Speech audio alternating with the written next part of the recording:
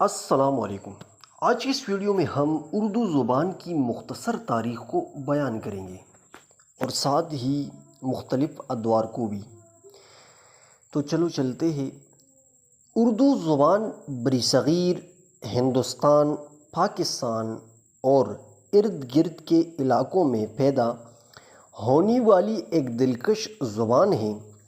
اس کی جڑیں کئی زبانوں میں پیوست ہیں، جن میں عربی، فارسی، ترکی اور مقامی ہند آریائی زبانیں شامل ہیں۔ اردو زبان کا آغاز کب ہوا؟ تو آغاز کے حوالے سے اردو زبان کی ابتدا 12ویں صدی کے آس پاس ہوئی، جب برصغیر میں مسلمان فاتحین، خاص طور پر دلی سلطنت اور بعد میں مغل سلطنت آئے۔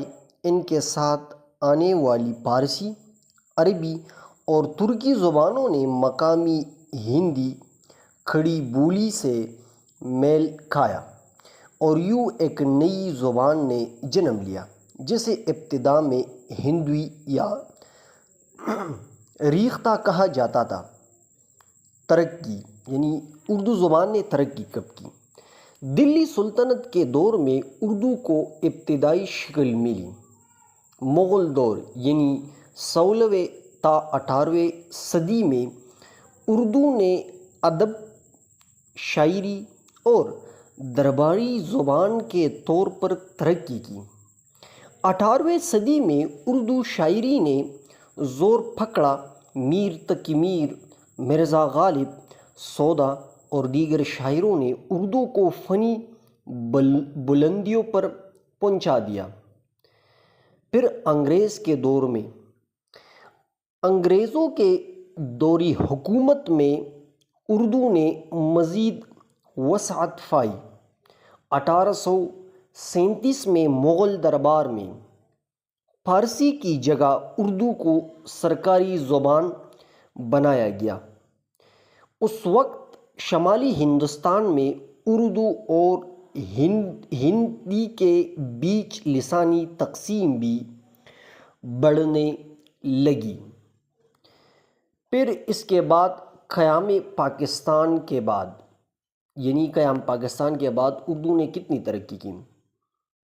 1947 میں پاکستان بننے کے بعد اردو کو قومی زبان کا درجہ دیا گیا۔ اردو نے تعلیم، میڈیا، ادب اور سرکاری امور میں مرکزی مقام حاصل کیا۔ ہندوستان میں بھی اردو ایک اہم ادبی زبان کے طور پر باقی رہی۔ اگر ہم ان تمام اس مختصر سا تحریک کا خلاصہ نکالیں تو اس سے ہم یوں بیان کر سکتے ہیں کہ اردو ایک مخلوط زبان ہے جو مختلف ثقافتوں اور زبانوں کے میل سے بنی یہ محبت، شاعری، تہذیب اور ادب کی زبان کہلاتی ہے۔ آج اردو دنیا بھر میں کروڑوں لوگوں کی زبان ہے اور ادب، فلم، موسیقی اور تعلیم میں اس کا گہرا اثر ہے۔